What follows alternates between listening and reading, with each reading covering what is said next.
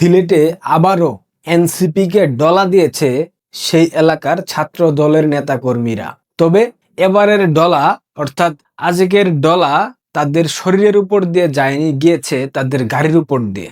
দেখেন, একটা জঙ্গি অভ্যুত্থানের পর বাংলাদেশের মানুষ ভেবেছিল নতুন একটা রাজনৈতিক শক্তি বাংলাদেশে প্রতিষ্ঠিত হবে, নতুন একটা রাজনৈতিক দল বাংলাদেশের স্বাধীনতার পক্ষে দাঁড়িয়ে যাবে। কিন্তু এই এনসিপি রাজাকারের বাচ্চারা, এরা যে জামাতের একটা পার্ট, একটা অর্গান, এটা যখন প্রমাণ হলো, বাংলাদেশের মানুষ তখনই কিন্তু ক্ষুব্ধ হয়েছিল। তখন এই এনসিপির চোর বাটপারদেরকে ঘৃণা ভরে প্রত্যাখ্যান করেছিল। দিন যত আগাচ্ছে, সময় যত বাড়তেছে, এই ফকিন্নির বাচ্চারা, এই টোকায়ের বাচ্চারা বাংলাদেশের মানুষের কাছে ঘৃণার পাত্র হয়েছে। এনসিপির এই ফকিন্নির ছেলেমেয়েরা, আসিফ মাহমুদ, সজীব ভুইয়া, মাহফুজ আলম, হাসনাত আবদুল্লাহ, সার্জিস আলম, এদের পোশাক আশাক আগের গুলা দেখেন, এখনকার গুলা দেখেন। এরা এখন দামি দামি গাড়ি ব্যবহার করে, আলফার্ড, প্রাডো। এই টাকাগুলা কোত্থেকে আসে ভাই? এই টাকার উৎস কি? এই টাকার উৎস চুরি, বাটপারি, ডাকাতি, চাঁদাবাজি, সচিবালয় কেন্দ্রিক বাণিজ্য, চাকরি বাণিজ্য, ট্রান্সফার, প্রমোশন, এগুলা করে তো কামিয়েছে, তাই না?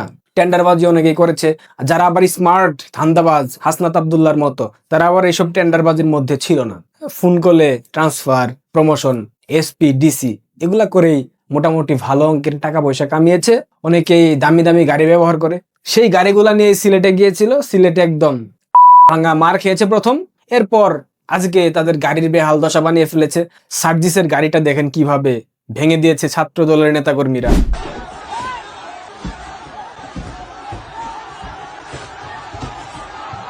এরপর নাসিরউদ্দিন পাটোয়ারি মিডিয়ার সামনে এসে কষ্ট পাচ্ছে, কোন একটা ছেলের চোখ উপড়ে ফেলেছে ছাত্রদল, সার্জিসের গাড়ি ভেঙেছে, এখন থেকে সে আর কথা বলবে না। আমি আজকে থেকে আর কোনো কথা বলবো না, চুপ থাকবো। পুরো বাংলাদেশে দেখি ওনারা কতটুকু বাড়তে পারে, কতটুকু যাইতে পারে, আমরা সেই মাত্রাটা দেখবো। সার্জিসের গাড়িতে একটু আগে হামলা হয়েছে, ছাত্রদল হামলা করেছে এবং সেখানে গাড়িগুলা ভাঙচুর করেছে। আমরা সেখানে রওনা দিচ্ছি। তো বাবা নাসিরউদ্দিন পাটোয়ারি, তুমি কথা বলবা না, ঠিক আছে, কিন্তু এতদিন যে কথাগুলা বলেছো, আগের কথাগুলা যে বলেছো, এই কথাগুলার প্রতিদান তোমাকে পেতে হবে না? তুমি তো তারেক রহমানকে যাচ্ছে তাই গালিগালাজ করেছো। আমরা তো তারেক রহমানের বিরোধী দল, আমরা তাকে গালিমন্দ করব, সমস্যা নাই। কিন্তু তোমরা তো একই জোটের, তোমরা তো একসাথে জঙ্গি অভ্যুত্থানে নেতৃত্ব দিয়েছো, একসাথে জঙ্গি অভ্যুত্থান সফল করেছো। তোমরা একে অন্যের ভাই, তবে তোমরা এগুলা কেন করো?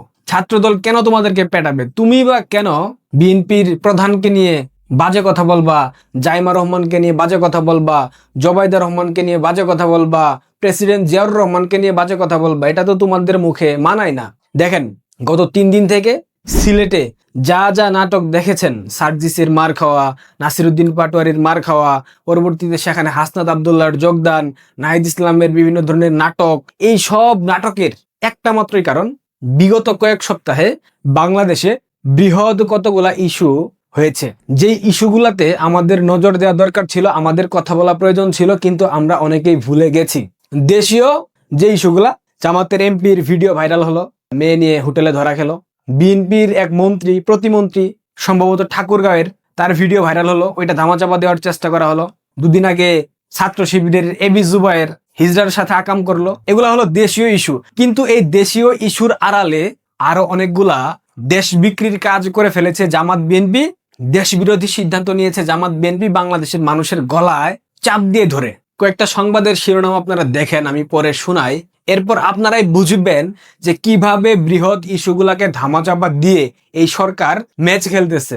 অর্থাৎ এই যে এনসিপি কে ছাত্রদল পেটাচ্ছে, এটা একটা নাটকীয় ম্যাচ, অর্থাৎ তারা সমঝোতার ম্যাচ খেলতেছে। মানে তোমরা আমাদেরকে পেটাও, এই ইস্যুগুলা মিডিয়াতে আসুক, ফোকাস হোক, বাকি ইস্যুগুলা ধামাচাপা পড়ে যাক।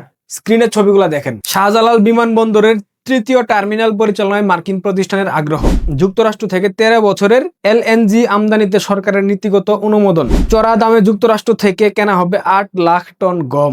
চরম গ্যাস সংকটে শিল্প কারখানা 3 গুণ মূল্যে গ্যাস বিক্রির প্রস্তাব পেট্রোনাসের। গ্যাস সংকট, মালয়েশিয়ার প্রধানমন্ত্রীকে চিঠি লেখার পর ফোনে কথা বললেন প্রধানমন্ত্রী তারেক রহমান। কিন্তু বাংলাদেশের ব্যবসায়ীরা কারখানার উৎপাদন ধরে রাখতে এত দামি মালয়েশিয়ার গ্যাস কিনতে আগ্রহী নন। শুধু মে মাসে সরকার ব্যাংক থেকে ঋণ নিয়েছে 26,000 কোটি টাকা। এই যে আন্তর্জাতিক ইস্যুগুলো দেখলেন, গ্যাসের ব্যাপক সংকট বাংলাদেশে এই মুহূর্তে। বাংলাদেশে যারা গ্যাসে রান্না করেন ঢাকা শহরে, তারা জানেন গ্যাসের কি সংকট। গ্যাস পাওয়া যাচ্ছে না, রান্নার চুলা জ্বলছে না, গ্যাসের অভাবে শিল্প কারখানা বন্ধ, উৎপাদন বন্ধ, তারপর আবার অতিরিক্ত দামে অর্থাৎ চুক্তির থেকেও বেশি দামে গম কিনতে হবে। একটা প্রতিষ্ঠানের সাথে চুক্তি করেছে 13 বছরের জন্য, বাংলাদেশের গ্যাসের যে বিষয়টা ওইটা ওই প্রতিষ্ঠানের হাতে ছেড়ে দিয়েছে। টাকার অভাবে এলিভেটেড এক্সপ্রেসওয়ে যেটা ছিল আশুলিয়া থেকে, ওইটার কাজ বন্ধ হয়ে গিয়েছে। নানাবিধ সমস্যা, মানে প্রত্যেকটা সমস্যায় জর্জরিত সরকার, এবং প্রতিদিন ব্যাংক থেকে ঋণ নেওয়া হচ্ছে, যেটার পরিমাণ শুধুমাত্র মে মাসে 26,000 কোটি টাকা, যেটা সর্বমোট দাঁড়িয়েছে প্রায় 60,000 কোটি টাকা। এই ইস্যুগুলোকে ধামাচাপা দেওয়ার জন্য নাটকীয় একটা ম্যাচের আয়োজন করা হয়েছে। এনসিপি বিরোধী দল হিসেবে বাংলাদেশের রাজনীতিতে জামাতের সাথে এক হয়ে প্রতিষ্ঠিত হওয়ার চেষ্টা করছে। বিএনপি এই নাটক সাজিয়েছে যাতে করে আন্তর্জাতিক এই ইস্যুগুলোকে ধামাচাপা দেওয়া যায়, কিন্তু বাংলাদেশের মানুষ তো গর্ধব না, বাংলাদেশের মানুষ তো বোঝে কোনটা পাতানো ম্যাচ, কোনটা সঠিক ম্যাচ।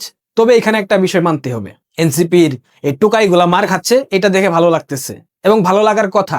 এখন অনেকে বলতে পারেন পাতানো ম্যাচ, আমিও মানি এটা পাতানো ম্যাচ, কিন্তু একটা কথা মাথায় রাখতে হবে, ছাত্র দল যারা করে এরা হচ্ছে গিয়ে এক একটা থার্ড ক্লাস বস্তি টাইপের ছেলে মেয়ে, যারা বিশেষ করে জেলা উপজেলা পর্যায়ের ছাত্রদল করে। এরা ম্যাক্সিমাম নেশাগ্রস্ত, মাদকাসক্ত, এরা ম্যাক্সিমাম ডেন্ডিগুর। এদের চেহারা দেখলেই বুঝবেন, এদের আচার আচরণ দেখলেই বুঝবেন, এদের কথা বলার ধরন দেখলেই বুঝবেন।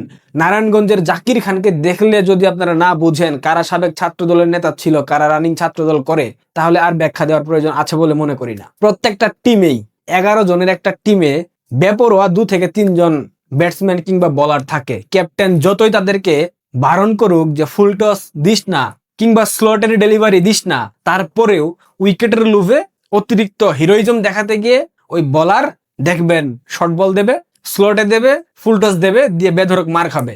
আবার অনেক ব্যাটসম্যান আছে পুল করতে গিয়ে কট বিহাইন্ড হবে। এগুলা থাকে প্রত্যেকটা দলে, এই ধরনের বেপরোয়া টাইপের ব্যাটসম্যান বলার থাকে। আর ছাত্র দল এমন একটা সংগঠন, এই সংগঠনের আপাদমস্তক বিশেষ করে জেলা এবং উপজেলা পর্যায়ের নেতা কর্মীরা বেপরোয়া। এরা কি করে কি বলে নিজেরাও জানে না। এরা হিরো সাজার জন্য, হিরোইজম দেখাতে গিয়ে দেখবেন এই এনসিপির টোকাইদেরকে বেধরক উত্তম মধ্যম দিয়েছে। সুতরাং যতই পাতানো ম্যাচ হোক, শীর্ষ পর্যায়ের নেতৃত্ব অর্থাৎ কর্তৃপক্ষ যতই তাদেরকে বলুক এটা পাতানো ম্যাচ, কিন্তু হিরোইজম দেখাতে গিয়ে এই ধরনের অনেকগুলা ব্যাটসম্যান বলার থাকবে, ছাত্র দলে আছে, তারা একদম ভেঙে দিবে এবং সেটা ভেঙে দিয়েছে। আজকে গাড়িতে হামলা হয়েছে।